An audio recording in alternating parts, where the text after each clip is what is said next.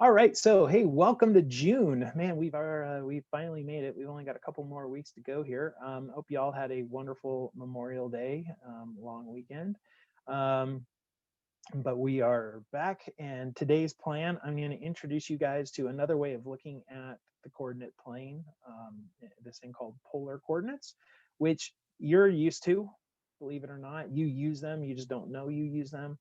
But we're going to formalize it mathematically, see how this pertains to trig, because it's going to feel completely different. Like where we just were when we were solving triangles, you're like, finally, we're doing trig. This makes sense.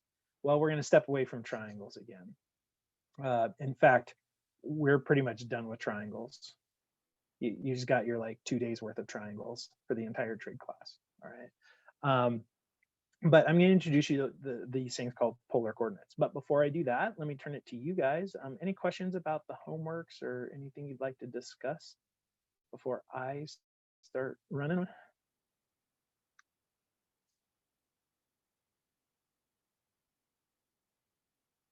Could you do chapter 9 review number 4 and 10? All right, I will put it on a list here. So chapter 9 review, numbers 4 and 10. Okay, got those on the list. Anything else?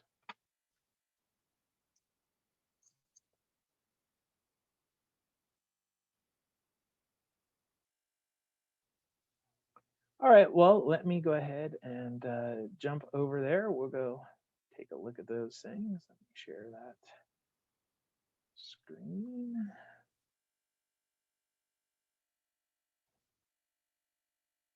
All right, so chapter 9 review 4 and 10. So let's go take a look at number 4. Okay, so this one says write the product as a sum or difference. All right, so I'm going to go ahead and write this down so I can go to the whiteboard. But while I'm doing that, what are we going to have to use here to write this product as a sum or difference?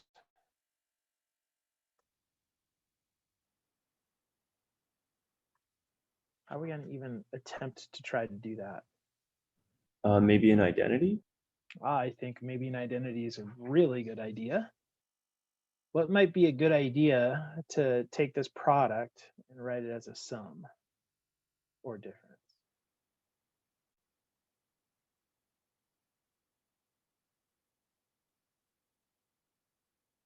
Because what I'd really like is some sort of an identity that takes a product and converts it to a sum. I just don't know which product to sum to use. All right. Well, how about, yeah, I think we start with a product to sum. Sounds like a good idea, right?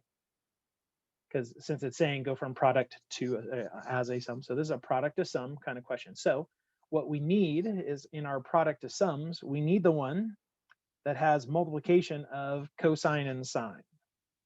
Because we had 3 forms, right? For product to sum.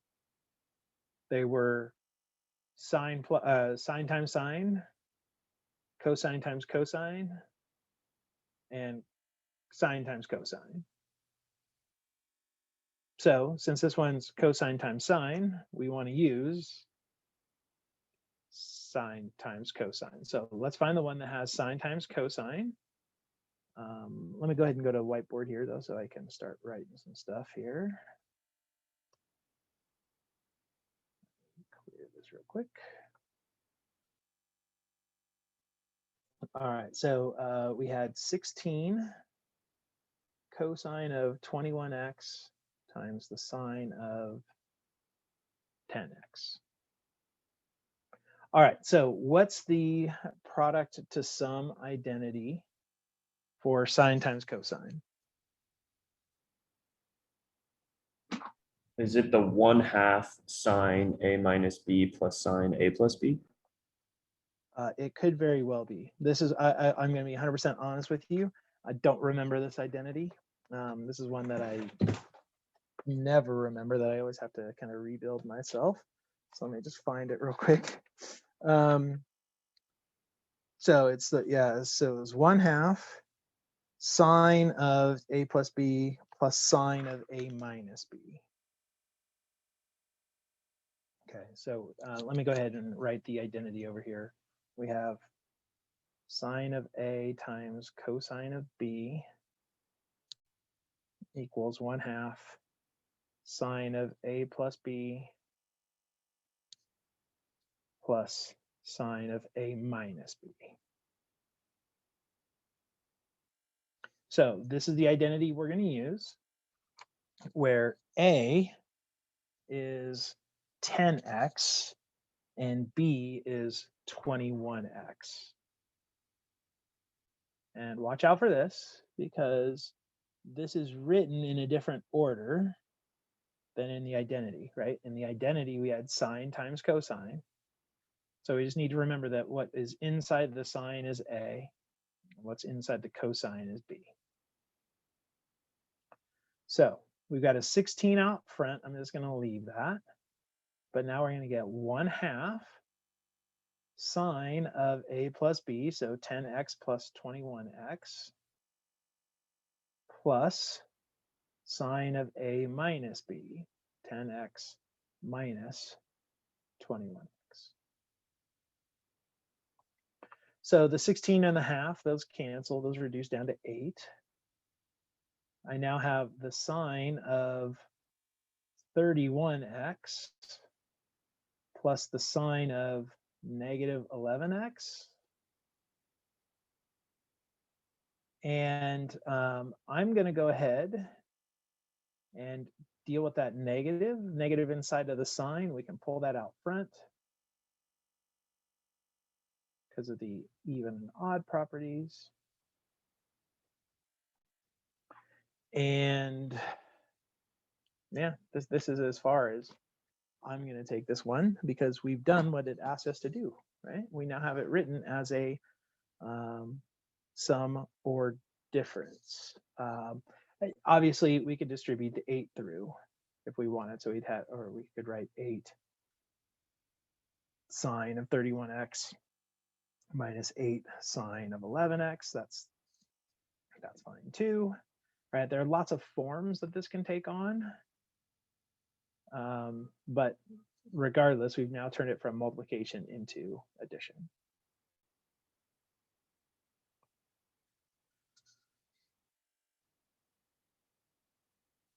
All right, so I just kind of want to get back to, because Jack, you were like, you weren't sure which one to use. Did my kind of explanation help there? Yeah, that's totally perfect. Thank you. Okay, just realize with multiplication, since multiplication is commutative, we swap order all the time. So if you have cosine times sine, it's the same as sine times cosine. It's literally the same thing, just written in a different order. All right, so let me go ahead then and jump back. We'll go find number 10, I think is the other one. Let's go see what number 10 has in store for us. All right, so this is another solve equation. So I've got 6 cosine squared minus sine minus 4 equals 0. And they told us to specifically find the values between 0 and 2 pi. So we're not going to find all of them. We're just going to find the ones between 0 and 2 pi. All right. So let me hop back to the whiteboard. And we will rewrite this thing. Clear this real quick. All right, so we have 6 cosine squared minus sine squared minus 4 equals 0. So this is another one where we need to get all of this in terms of just one trig function. Instead of having both sine and cosine, we want just sine or just cosine. So we're going to need to make use of identities. And what's a really good identity that relates sine and cosine? Cosine squared equals 1 minus 2 sine squared. All right, so that's actually the cosine of 2 theta, or cosine of 2t. So it's not cosine of squared. It'd be cosine of 2t equals 1 minus 2 sine squared. So we do have this one that relates cosine and sine, but it's not just regular old cosine. It's cosine of 2t. So I don't want to use this one. But there is one that involves cosine squared. And it should be the first one that you think of anytime you see sine and cosine. Pythagorean. Yeah, the Pythagorean. Sine squared plus cosine squared equals 1. Because this guy, if I solve this for cosine squared, I get cosine squared equals 1 minus sine squared. And I think, Jack, I think that's where you were going. You said 1 minus 2 sine squared. But this is the one we're actually going to use, because then this becomes 1 minus sine squared. And again, minus sine minus 4. And this now is all in terms of sine. So if I combine like terms, I'm going to get minus sine squared minus sine minus 3. Oh, shoot. 6 times that. So minus 6 sine squared. It should be plus 2. There we go. All right. But I want a positive sine squared because that's a little bit easier for me to deal with. So I'm just going to change the signs on everything.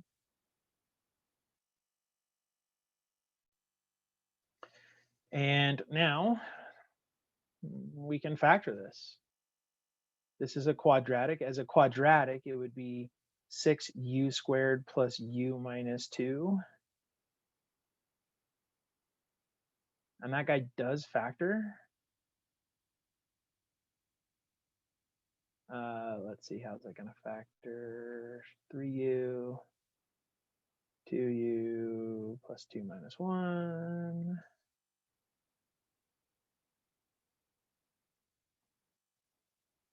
All right, so there's our factoring. So this would tell us that u is equal to minus 2/3 or u is equal to 1/2. But of course, it's not u, it's actually sine. So we need to know where is sine minus 2/3 and where is sine 1/2. Oops. That. All right.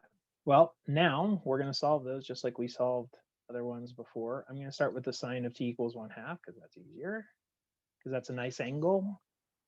We know sine is equal to 1/2 at pi over 6. Again, plus 2 pi n. And then also 5 pi over 6. But since they said find only the values between 0 and 2 pi, the only things we're going to put on our list from that are pi over 6 and 5 pi over 6. Because the other ones that are coterminal are not going to be between 0 and 2 pi. We're either bigger than 2 pi then, or less than 0, and those are not ones that they want us to give. So from this one, there are 2. All right, so then when we go to the sine t equals minus 2/3, this one's not a nice angle. So what are we going to use? How are you going to get your t?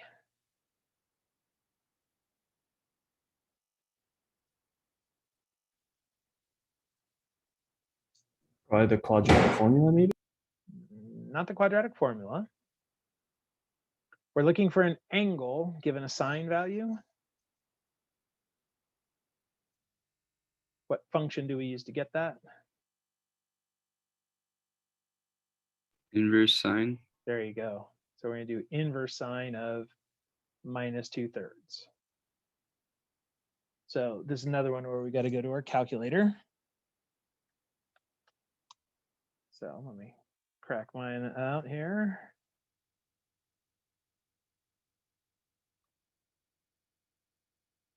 And I get negative 0.729727, blah, blah, blah, blah, blah.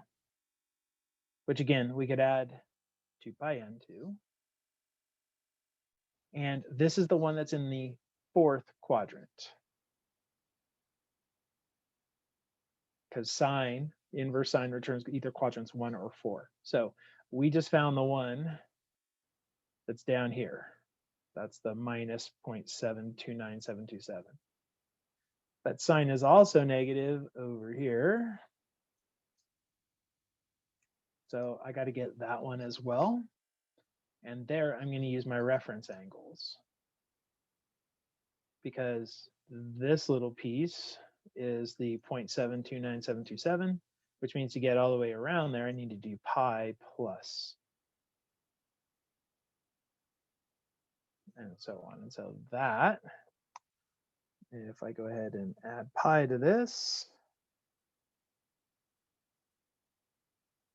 I get 2.292507, blah, blah, blah, blah, blah. And again, plus 2 pi n. So this first one, the inverse sine, gave me the fourth quadrant angle. I then had to use reference angles to find the third quadrant angle. But now we just want the ones between 0 and 2 pi. Well, this second one is perfect. We're going to go ahead and leave that as it is. I forget how many decimals it said to write it to, so I'll go 4 decimals just because that's a nice breaking point. And then for the other one, I can't use negative 0.729727 because that's less than 0. So if I want to get the one that's between 0 and 2 pi, I'm going to add 2 pi. Okay, so that gives me, give me 1 second here.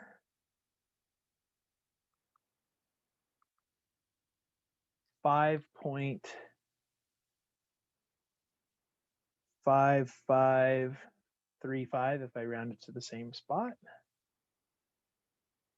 But that's the only one in this group that's between 0 and 2 pi. Obviously, if I subtract more 2 pi's, it's way more negative. If I added 4 pi to this, then I'm going to be beyond 2 pi. So there are the 4, in this case, there are 4 solutions to this that are between 0 and 2 pi, right? But all of them are listed here. You can get all of them just by adding more and more 2 pi's.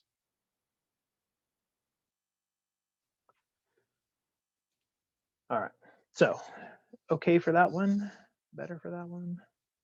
Yeah, that's perfect. Thank you. All right, you're welcome.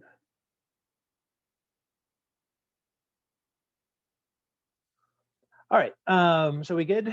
We ready to move on? Learn a little bit about polar coordinates. What the hell is he even talking about when he says polar coordinates? No? All right, cool. Well, let's talk polar coordinates. Now, I know usually this is when I head up to the whiteboard. I'm actually gonna stay here at the computer because I'm gonna wanna pull a bunch of stuff up on the computer as we're going. So I'm just gonna sit tight here, but I wanna introduce you to polar coordinates. Now, polar coordinates are just a different way of describing location in the plane. So the coordinate system that we use, they're called rectangular coordinates or Cartesian coordinates. I've heard that as well. Cartesian is named for René Descartes, the mathematician who kind of came up with the idea.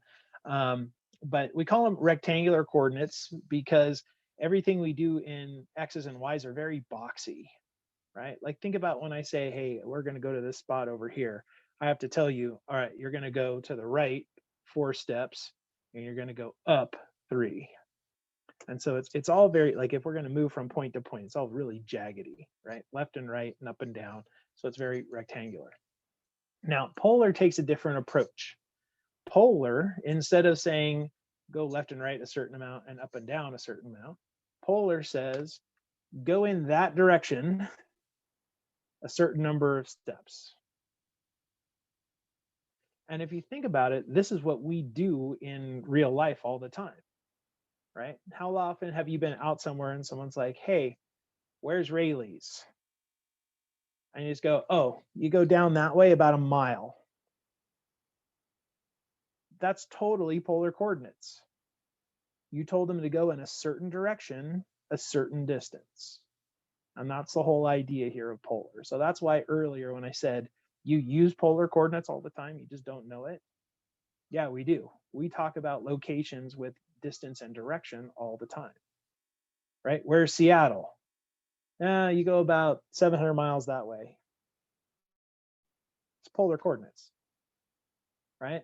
Like if you're going to say, hey, I'm going to send you to Seattle, I need you to go west exactly this many miles and then go north exactly that many miles. We don't do that, right? So out in the real world, we actually use this polar idea even more. All right, well, that's what we're going to do. We're going to see if we can sort of get this set up in kind of a good way here, a nice consistent way. But let me just kind of start formalizing this. So now what we're going to do is we're going to specify location with distance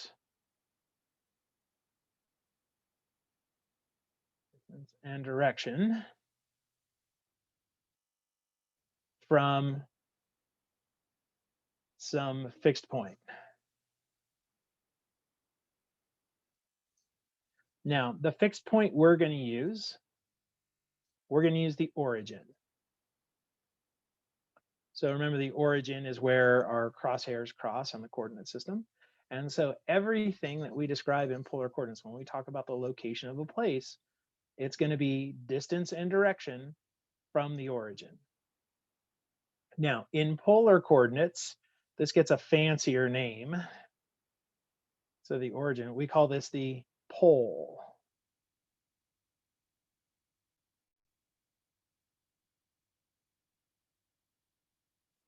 All right, so the fixed point is always called the pole, or polar coordinates.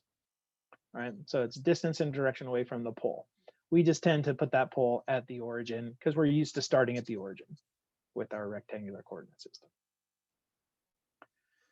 All right, so since we use distance and direction, we're still going to use an ordered pair to describe it. The distance, we're going to specify this with the letter R. So every polar coordinate pair is going to have an R. That's going to be a distance. And then the direction, we're going to use a theta. So you know how when we write coordinates with with rectangular, it's always X and then Y. With polar coordinates, it's always R and then theta. All right, so whenever you see a point in polar, it's going to be R comma theta. All right, so the first one's going to be telling you how far to go. The second one is going to be telling you what direction to go. All right, so cool-ish. So basically, here's the idea. If we've got a picture of a, coordinate system like we're used to, and now we're going to specify some point out here. Instead of talking about going left and then up, we're going to say, I want you to go a certain distance, R, in a given direction, theta. So that point is going to be R theta. So let me just show you how this works. Let's plot a couple of points so you can kind of see where they're located and how this all plays out. But to do that, I want to show you something else here. I want to show you polar graph paper. Go ahead and pull this guy up. So hopefully you can all see my screen and see this sort of circular deal here. This is polar graph paper. I know it looks very different than what you're used to with graph paper. You're used to graph paper that has the nice horizontal and vertical lines. But that's because that works really well for rectangular coordinates. This works really well for polar coordinates. So let me show you how this plays out. For example, let us draw the point. This color here. I'm going to draw the point A, and A is going to be the point 3 pi over 3. So here's how this works out. So the 3 tells me I need to take 3 steps away from the origin. So if we think of these circles as distance of 1. We're going to take a step of 1, 2, 3, 4, 5, 6, 7, right? Notice that those circles are all concentric, meaning they're all centered at the same place. But those are going to give us our distances. So we are going to need to take a step of length 3 in the direction of pi over 3. So here's pi over 3. So what we're going to do is we're going to start from the origin and we're going to go out towards pi over 3, 3 steps. So 1, 2, 3. So right there.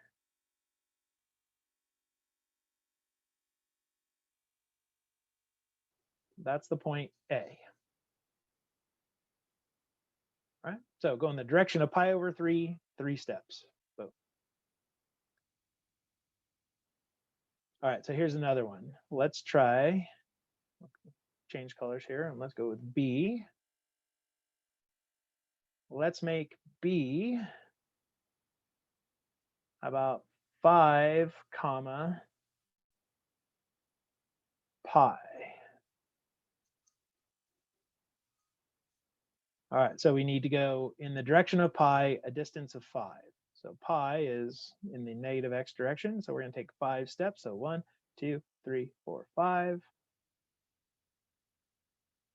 And there is our point B.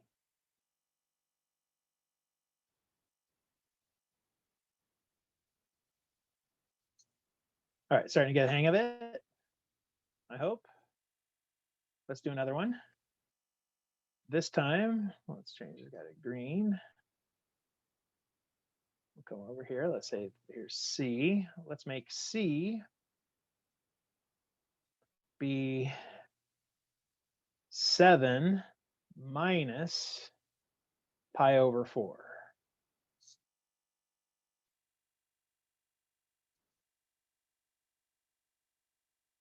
All right, so we're going to take 7 steps away from the origin, but we're going to do it in the direction of minus pi over 4. Now, this is a negative angle.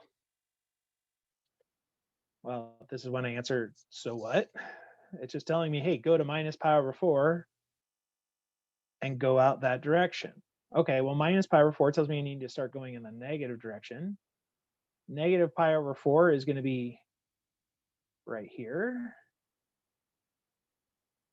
I know that it's not actually on our chart, or there's not a marker here that says anything with the pi over 4, but that is going to be minus pi over 4 because it's halfway down to the bottom, right?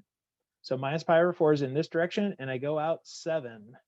So 1, 2, 3, 4, 5, 6, 7. So there is my point C. So negative angle, so what? No, you know what to do with a negative angle. You just rotate the opposite direction. All right, now there is one little quirky thing to this, and that is, what if you have a negative r? Because we can have a negative r. We could have, say, negative 4 comma pi over 6. Now, when I first told you about this r, how it was a distance, that wasn't quite the whole story. It wasn't quite entirely the whole story.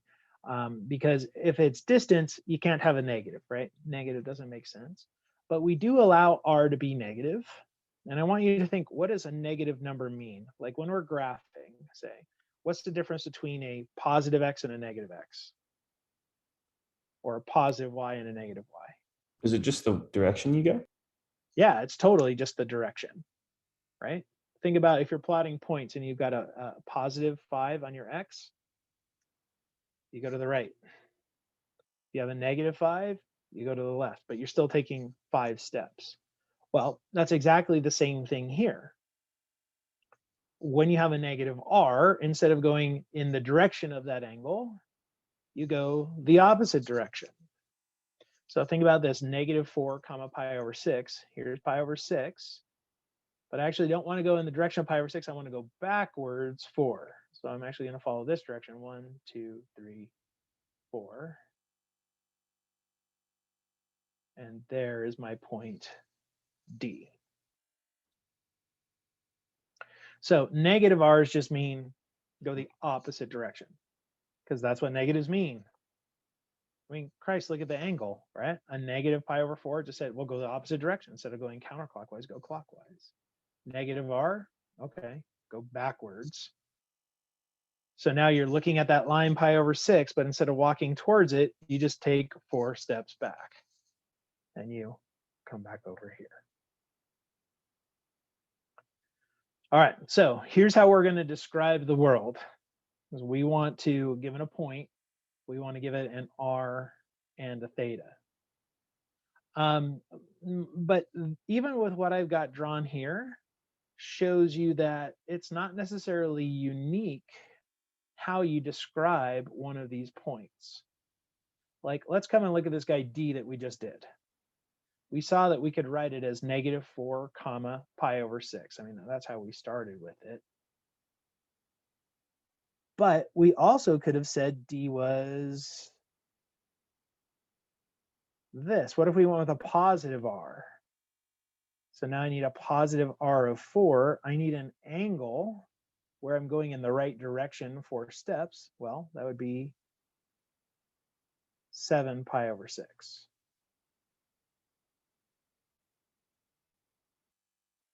But you know what? I could still use 4, but not 7 pi over 6. Can you give me a different angle that would still bring me to this spot D if I went a distance of 4?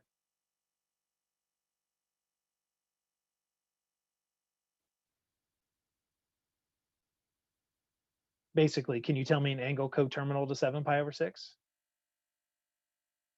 I hope so. Add 2 pi. So how about 19 pi over 6? Or I could subtract 2 pi. So how about 4 minus 5 pi over 6? Or to a negative r, we had negative 4 comma pi over 6. Well, I could also have negative 4 13 pi over 6, because that one's coterminal to this guy. And, or dot, dot, dot. Like, we could do this forever, like literally forever. We could create an infinite number of ways of representing that one point in polar. Okay, this doesn't happen in rectangular. If I want to talk about a point in rectangular, there's only one way of representing it.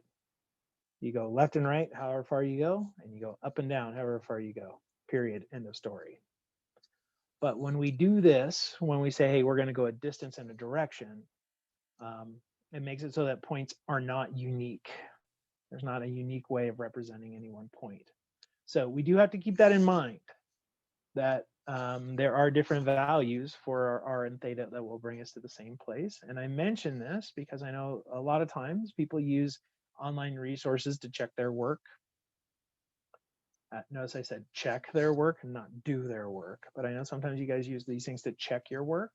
I want you to realize that you might check your work somewhere and they'll tell you, like they might say, oh, this point D is 4 comma 7 pi over 6. And you're gonna go, wait a minute, I saw that as 4 comma negative 5 pi over 6, and you're gonna think you might be wrong when you're not.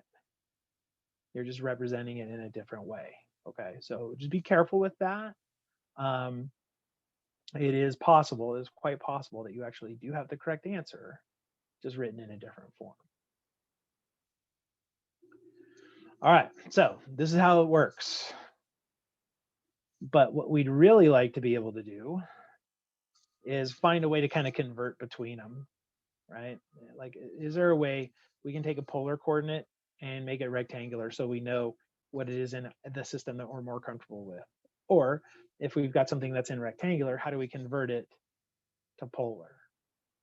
Well, I just hopped back to the picture where I kind of showed you the whole r theta thing, because this picture itself gives us the conversion to x and y. And I know that you're probably going, no, it doesn't. I don't see any kind of conversion. Let me put in the x and the y for rectangular. So x is this distance, and then y is that distance. And now maybe you can start seeing why this is part of trigonometry. Because what I've got is a right angle, and I've got all kinds of relationships between these things. All right, so here's what we're going to do. I'm going to build for you a couple of conversions. The first is going to be from polar to rectangular. So this means if you were given an r and a theta, how do we get the x and the y? And then we'll have the ones that go the other way. It's going to be our rectangular to polar. So again, our xy to our theta.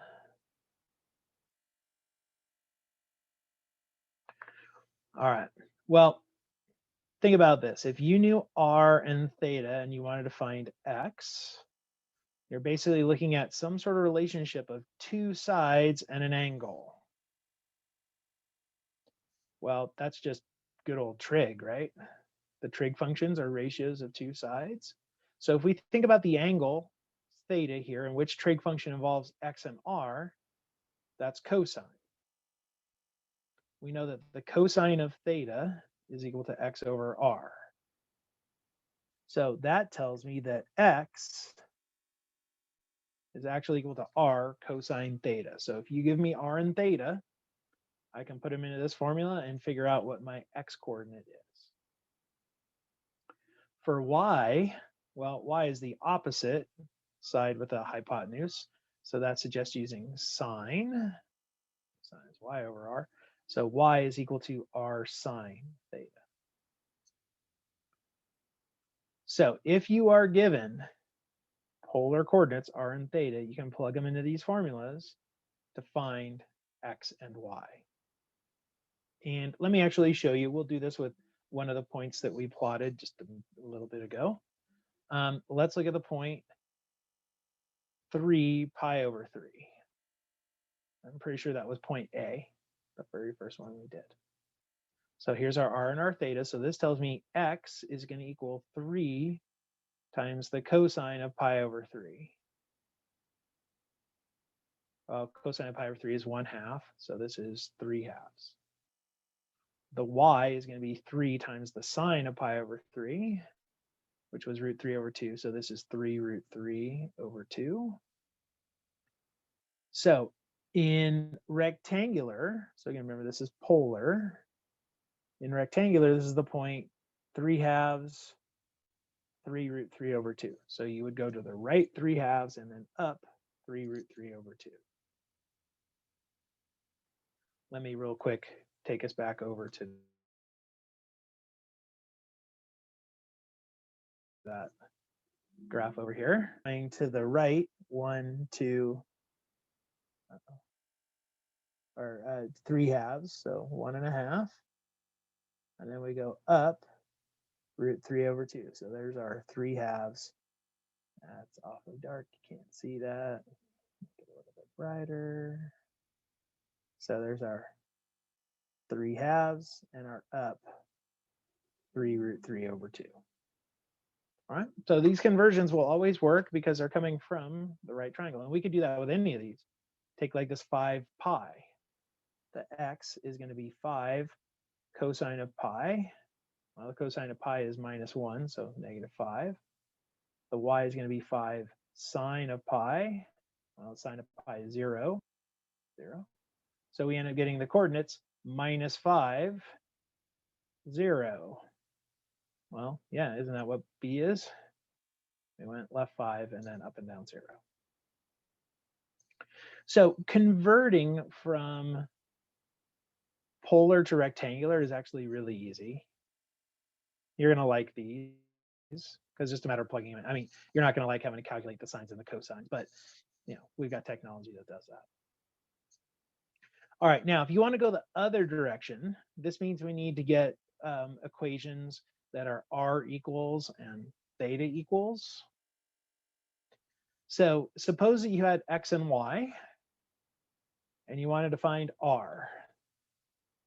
From this picture, you should be able to tell me what to do. What factor are you going to use to get r given x and y? How do you find a third side given two sides?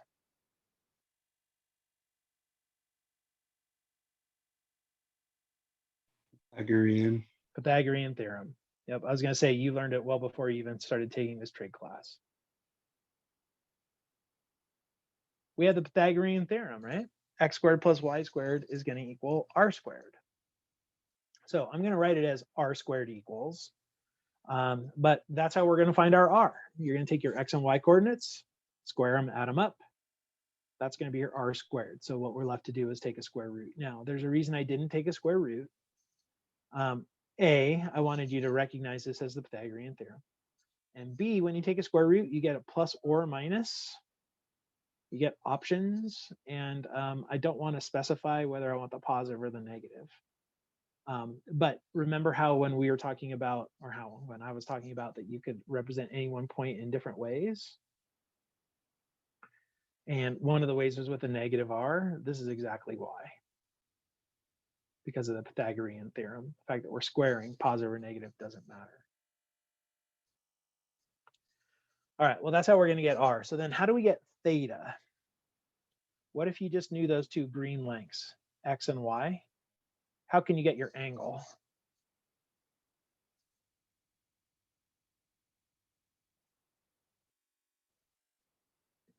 It's another trig function. Which trig function involves y and x here?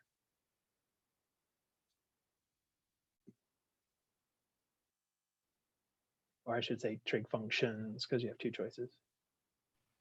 Tangent. Yeah, let's use tangent. Tangent of theta is equal to y over x. So I'm going to go ahead and just write that here as well. Because if you've got y and x, you divide them, and then you just take your inverse tangent. And that will get you your angle. All right. However, remember that inverse tangent only returns angles in one place. They only return them in either the first or fourth quadrants. So we just have to pay attention and recognize that maybe the one that we need is in a different quadrant, and we're going to have to find it by adding pi n or subtracting pi n or doing something to get us to that other place. All right, so here are your conversions for rectangular to polar. Okay, well, just so you know, these four equations are nothing new. I have shown you literally nothing new here. Because come back to this right here. Remember seeing those before? I hope. I think we saw them on like day 2 of this class, right? And that's what led to these three things right here. And then the other one you even knew before taking trig class. So none of this is new. Absolutely none of this is new. We're just using it in a different way. We're using it to relate these two coordinate systems.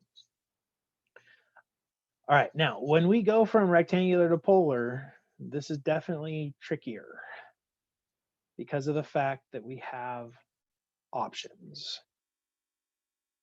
All right, and let me show you why this is a little bit trickier. So I'm actually going to just erase over here this bit about polar coordinates so that we can have all of our equations here. But let's convert this guy. Let's take the point. Let's start with an easy one. Let's start with the point 0, 2.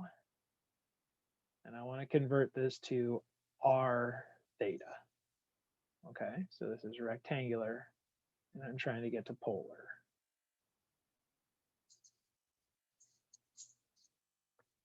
All right, so we're just going to jump down to these equations. So let's start with the r. So r squared is going to equal 0 squared plus 2 squared. So r squared is 4. So I'm going to have two choices potentially for my r. I can use plus 2 or I can use minus 2.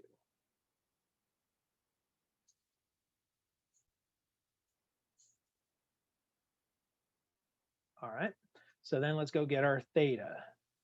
So tangent of theta is going to be the y over the x. So 2 over 0. Uh-oh.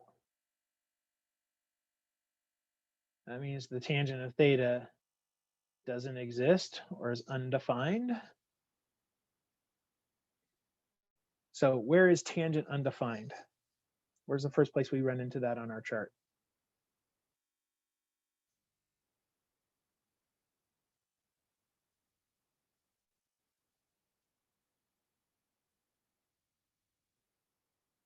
You guys are killing me today. How about pi over 2? Trust me, I'm feeling it too. I'm feeling it too, but we'll get there. All right, so theta equals pi over 2. That's the first place where it's undefined, but we can also add pi n, right? So these are where the asymptotes of tangent were, if you think about it from the graph, but I'm adding the pi n because of the period. So yay, this is what we've got. But now we need to decide, is it the plus or minus 2? Are we going to use pi over 2, or are we going to use one of the other angles? So this is where drawing the picture helps. So let's go back and draw the picture, because you know where 0, 2 is.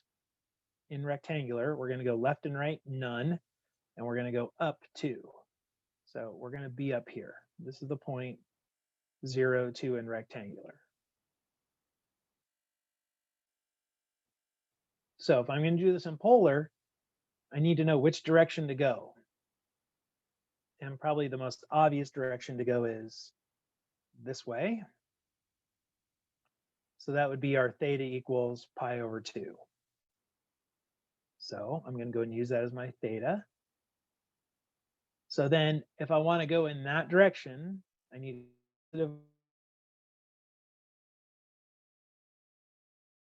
r. So I can write that as 2 comma pi over 2. But that's not the only way. Can you give me an angle where I'd have to use -2 as an r? Where would my arrow have to point if I wanted a -2 for my r?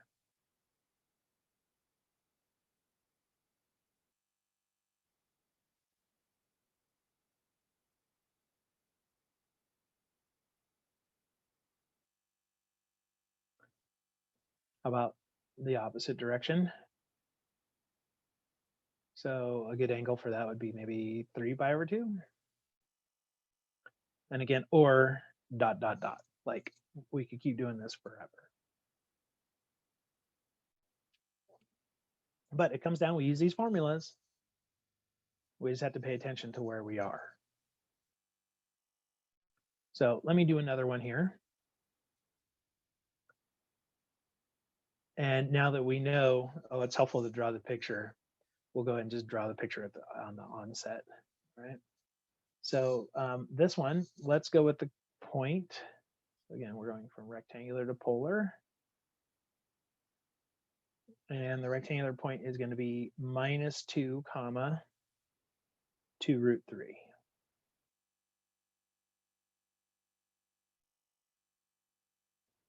So let's go ahead and plot it first. Where is -2 comma 2 root 3? So we're going to go left 2, and we're going to go up 2 root, which is around 3.5, something like that. So -2 up 3.5. It's somewhere like that. All right, so let's get r and theta. So r squared is going to equal -2 squared plus 2 root 3 squared. So that's 4 plus 12, which is 16. So we're either going to use plus or -4 for our r. All right, so then for our theta, we know that the tangent of theta is 2 root 3 over -2, or the tangent of theta is -√3.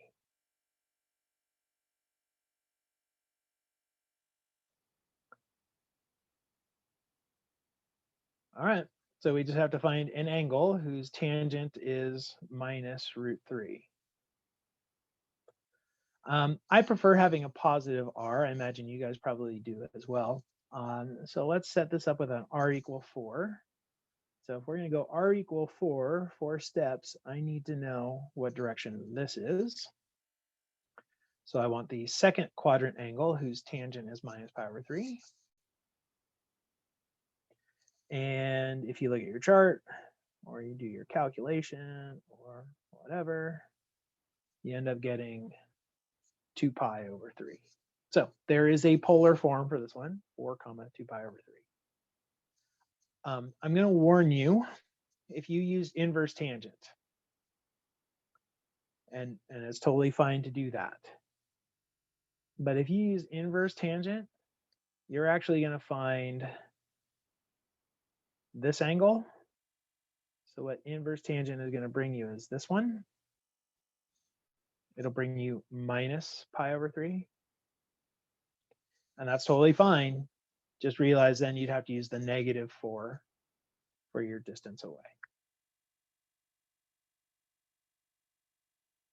All right. Anyway, so there you go. There's how we convert from rectangular to polar and polar to rectangular. We just have to be really careful going from rectangular to polar. Those are you're going to have to think. So we can do this with points. We can also do this with equations.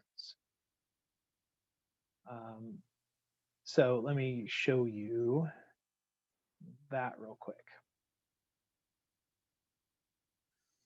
All right, so let me start here with kind of an easy equation in rectangular.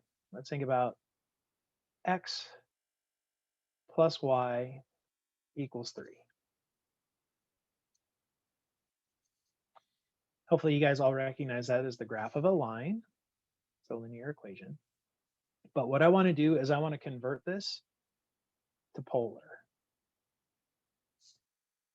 Now, with polar equations, you know how when we do rectangular, we tend to write y equals? With polar, we tend to write r equals. So what we're going to want to do is we're going to want to replace these x and y and write this as r equals. Well, we got the conversions right here, right?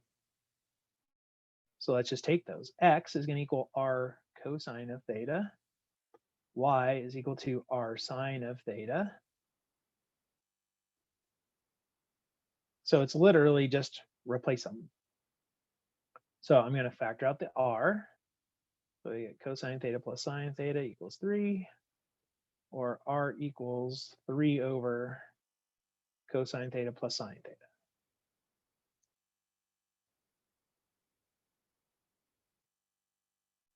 So this is equivalent to x plus 3, or x plus y equals 3. It's just the polar form of that equation. But I know you're looking at this and going, oh my God, that's ugly. Compared to just x plus y equals 3, why would we even bother doing that? Well, in this case, the only reason you're going to do that is later you're going to see that sometimes polar coordinates are easier in calculus. Trust me, when you get to third quarter calculus, I think that's going to be with me actually. If you start in this next year, we will see polar like crazy in third quarter. But anyway, you might look and go, okay, well, this is just silly. It seems like we're just doing it for the hell of it, or for some, you know, in the future thing that Bruce is saying we might care about. Well, yeah, this equation is much better in rectangular, but there are other equations that are much better in polar. And let me show you one of those. In fact, I'm not even going to make this that much more complicated, but you'll see that it's way better. Let's make it x squared plus y squared equals 3.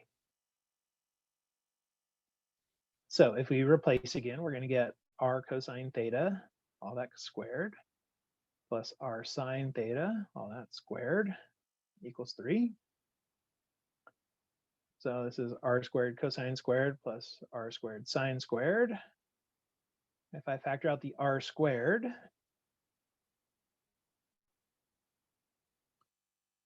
I have cosine squared plus sine squared, which hopefully you all recognize is just 1. And in fact, if I want to solve this for r, all I got to do is take a square root. So here is the polar form of this rectangular one. Oh my God, this is so much easier. So much simpler in terms of its form. So depending on what the equation actually was when we started, sometimes it's a little bit easier if we have it in polar. Similarly, you can take polar things and make them much nicer when you go to rectangular, again, depending on what the form is. So let's go the other direction. Let's take this guy. Let's just say we've got r equals 4 cosecant of theta. And let's convert this to rectangular. So we need to replace the r and the cosecant theta. Now, when I do this, I really like having sines and cosines because of the conversions down here. I also don't mind tangents from this guy down here. But I definitely don't want cosecant. So let me get rid of that for a second. This is the same as 4 over sine. And I'm going to go ahead and multiply both sides by sine. So I get r sine theta equals 4. All right, well, r sine theta, if we come down here, you can see that that's actually equal to y. So this polar equation, r equals 4 cosecant theta, is actually the same as just plain old y equals 4.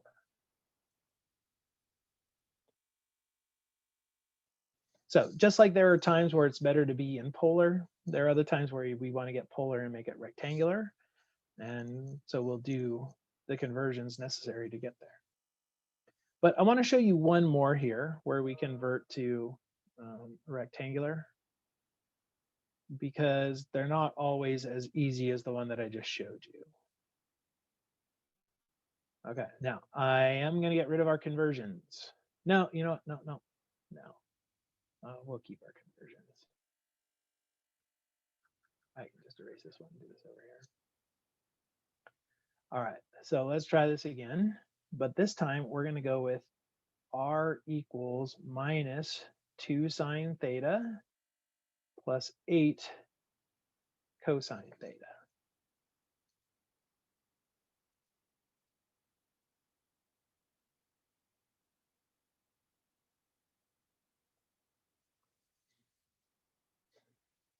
All right.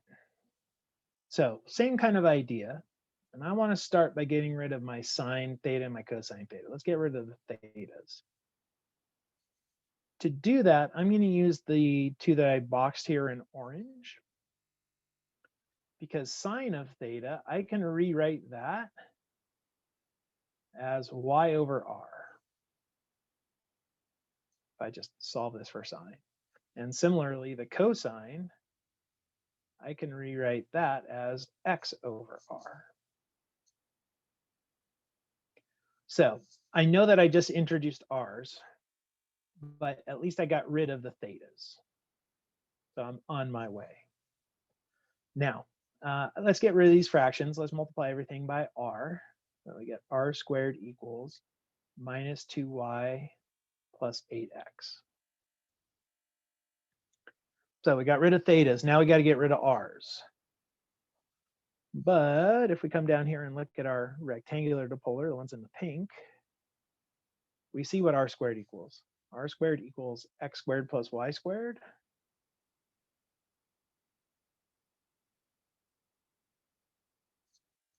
And we have now successfully converted this from a polar equation into a rectangular one.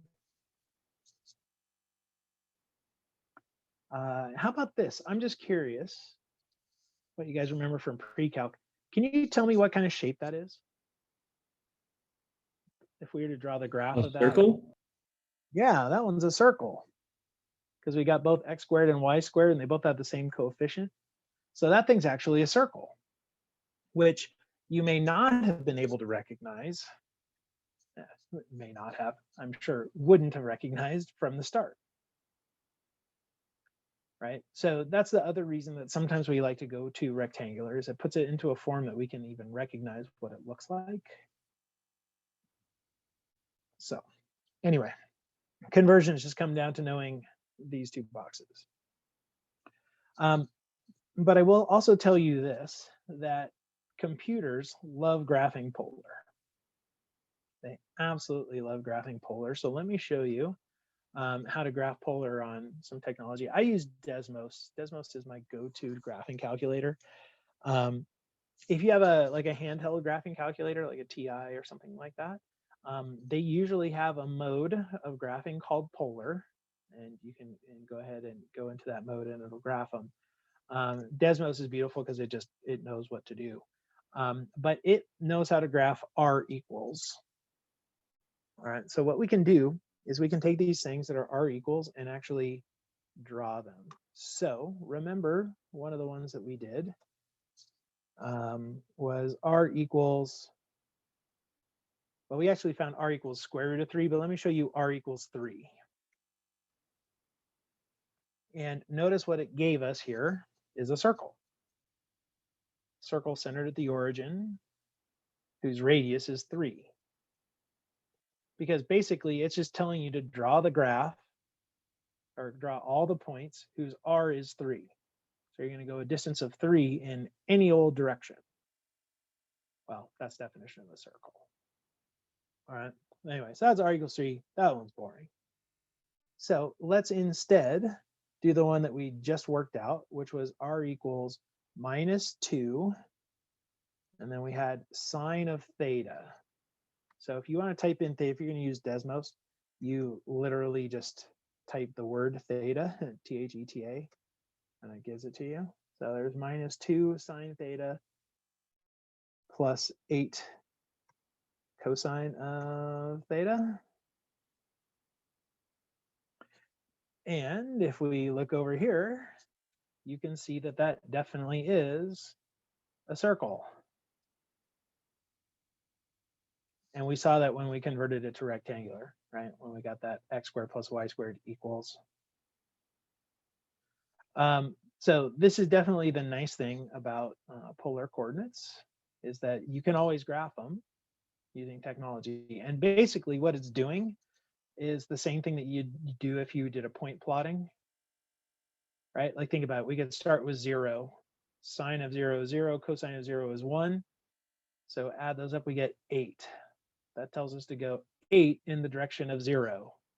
All right, well, in the direction of 0, we go out 8. Boom. Right? Or take another, like pi over 4, let's say. Pi over 4 is root 2 over 2 for sine and cosine. So you get -2 over 2 plus 8 root 2 over 2, which is 6 root 2 over 2, which is 3 root 2, which is around 4.2-ish. So notice that if you go in the direction of pi over 4, you go distance of around 4 and change. So you could basically just keep plotting those points, and then eventually you would see this circle. But I like to use the technology here to help me out to get my circles and other pictures. And so I want to show you some other general shapes that are commonly seen when we do polar graphs. So circles are big. You see those all the time. And all you need to get circles are a couple of forms. One is just R equals a number.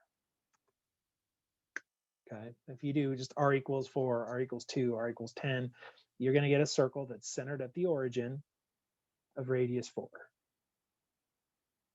Okay, but if you want it centered elsewhere, that's where the sines and cosines come in. Like with that red example, the first example, notice that that was centered somewhere differently. And that was because of these -2 sine and 8 cosine. You actually see the same thing if you have just sine or cosine. So for example, here is 3 cosine of theta. It's the green one. And you notice that we got another circle. It's centered now over here. So it has a different center. but you get a circle.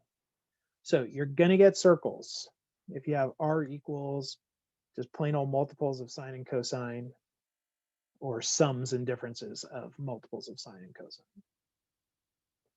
cosine. Honestly, this is the biggest push for using polar is when you have things that are circular. When you have curves that are have some sort of rotation to them. Because think about trying to write these as functions. Y equals. We actually have to write them as two separate functions, one for the top half of the circle and one for the bottom. All right, but circles are boring, quite honestly, right? Circles are boring. You already know all about circles. Where this gets more interesting, turn these things off for a second, is when we do something like this. Let's go 4 sine. Let me get rid of this 8 cosine stuff. And then instead of just theta, let me put a 6. Check that out. So there is r equals 4 sine of 6 theta. So if you had to describe this shape, you can just type something in the chat box or yell out a name. What would you name this? Flower. A flower? I like that name. All right, so this is a flower. Well, mathematicians name this a rose. So this is a rose. All flowers, the mathematicians, are roses, evidently. All right, so this is a rose. Now, this was 4 sine of 6 theta. I'm going to go ahead and draw another one here. Let's make it a little bit larger so we can differentiate it a bit. Cosine is fine. Doesn't really change anything. But let me change it. Instead of theta, instead of 6 theta, let me do 4 theta. We'll turn that guy on.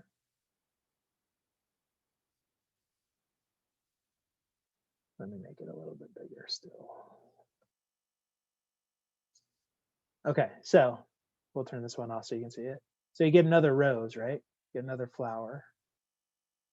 But what's the difference between them other than the lengths of the petals? What else do you notice is different? There's less petals.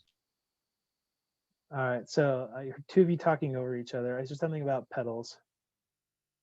How about Joe? I saw you said something. Can you say yours again? I just said it repeats more frequently. Okay, so it repeats more frequently. I would say that means it has more petals. If we want to just, make it so that we could explain it to a 5-year-old. Right? Look at that one. The 6 theta had, if we count them up, 1, 2, 3, 4, 5, 6, 7, 8, 9, 10, 11, 12 petals. If we go to the one with 4 theta, you notice it's got 1, 2, 3, 4, 5, 6, 7, 8 petals. So by changing the number in there, we got a different number of petals. Do you notice the pattern? Cosine of 4 theta gave us 8 petals. 6 theta gave us 12 petals. Do you have a predictor for how many petals you get from the multiplier? What if I give you one more?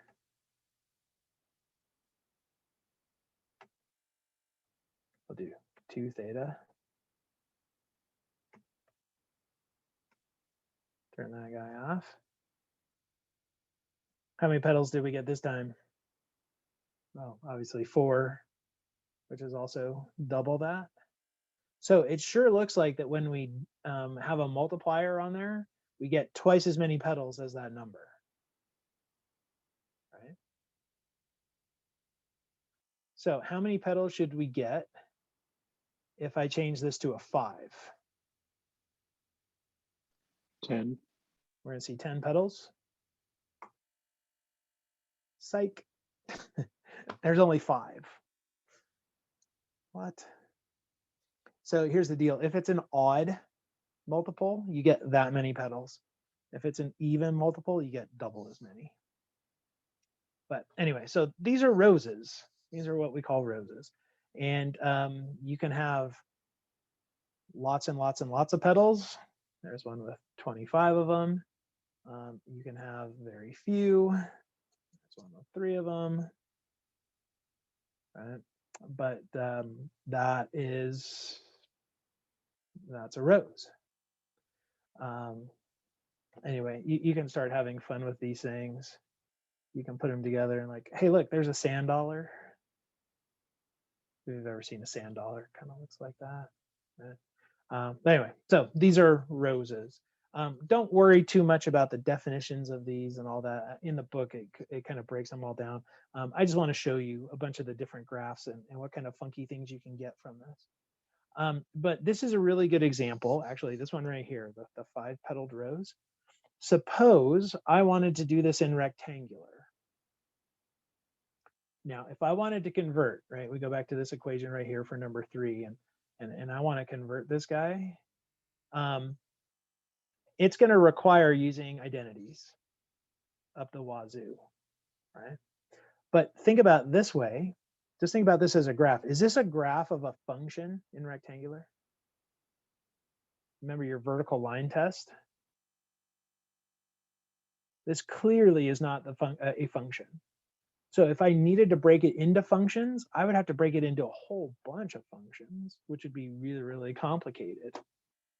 Instead, this is a function in polar. It is a function in polar. Plug in 1 theta, you get 1 r out.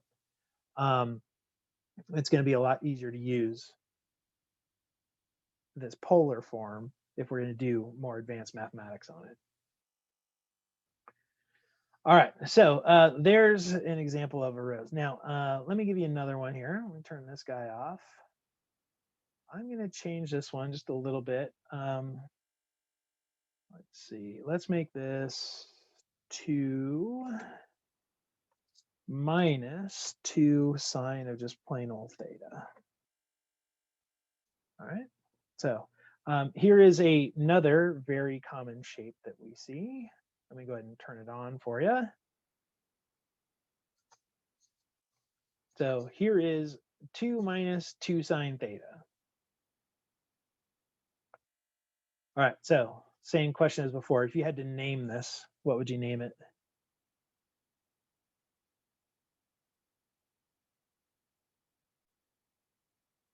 Describe that shape to somebody. Probably a heart. All right, Jack goes with heart. Kind of looks like, right? Like the good old heart. Yeah.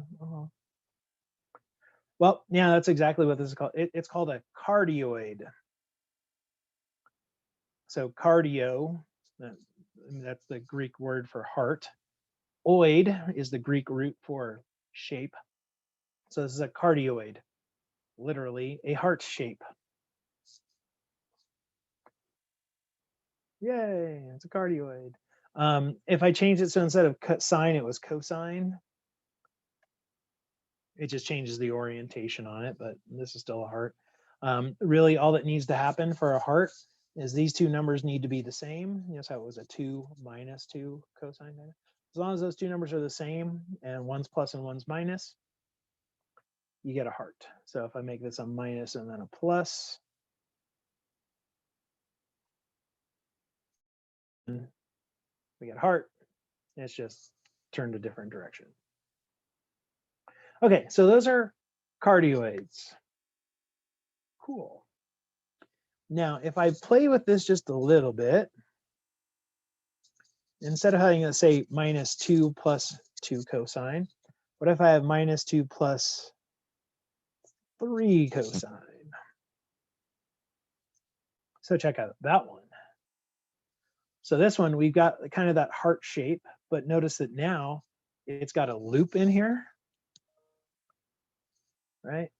In here, there's this extra little bit of a loop. So this one has kind of a funky name. It's called a limacon, L-I-M-A-C-O-N, but that C has one of those little French accent symbols. I don't know what those are called. But this is a limacon, but it's a limacon with an inner loop. You can also get these that don't have an inner loop. if I just adjust this a little bit. So now notice that this one is still sort of heart-shaped, but doesn't actually come to that point or have a loop. So there's a limison without an inner loop. All right, so again, notice that all these shapes kind of have this sort of circularness to them. They've got kind of a symmetry to them, and these definitely lend themselves to polar. But you can get all kinds of fun shapes, and I highly recommend you just play around with these sometime and just see what kind of shapes you can get. Because, for example, here's just r equals theta, and you get a spiral. I'm going to zoom out here a little bit, and you'll notice that the spiral gets bigger and bigger and bigger. The reason it seemed to end is because they told us to stop at 12 pi, but there's 20. If we got to 20 pi, hell, let's go out to 40 pi. And this is now like the movie Vertigo, right? We're spiraling in. Anyway, so there's r equals theta. Basically, you play around with these things, you can get all manner of weird shapes. How about let's try r equals tangent of theta.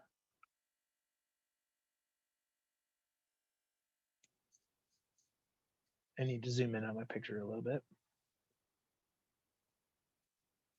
But there's r equals tangent of theta. Who'da thunk that what you get is sort of like this combination of smile and frown, right? But anyway, play around with it, get to know your polar coordinates a little bit. They definitely have interesting graphs, but it all comes back to those conversions.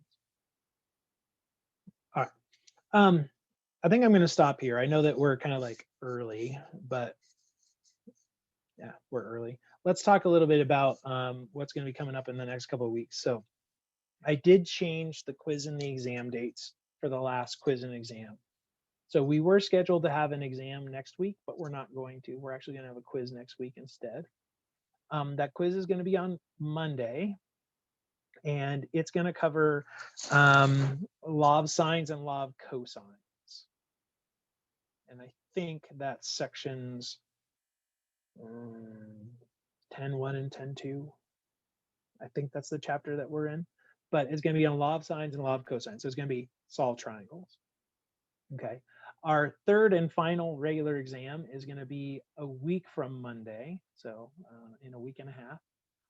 And you can plan on that one covering all of the stuff from after identities. So solving equations on through at least polar coordinates. We'll see what next week is bringing, but just so you know that those are going to be swapped. All right. Then the week after that is our final exam. So we're like total home stretch here, guys. We're almost there. We have a few more sections to talk about, some more applications of the trig that I need to show you. These things called vectors. I'm going to show you how complex numbers, you remember I. I'm going to show you how those relate back to trig. But these are all things that are going to be really, really useful in calculus. All right. So this month especially, I know it's tough because we're at the end of the year. It's like beautiful weather out there. You just want to go hang out at the beach, go hiking. I get it. But this stuff is super important going into calculus. And I know you're all going there. So just take my advice. Make sure you at least get comfortable with this stuff. All right. The better you are now, the easier calculus is going to be. All right. So that's where we are. That's where we're going, but we're almost there. All right. So welcome to June. Any other questions before we sign off? You good?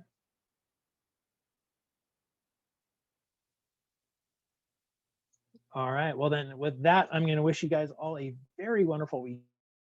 And I will see you all Monday. So again, Monday, take the quiz, then pop into class starting at 11:40. All right. So have an awesome weekend.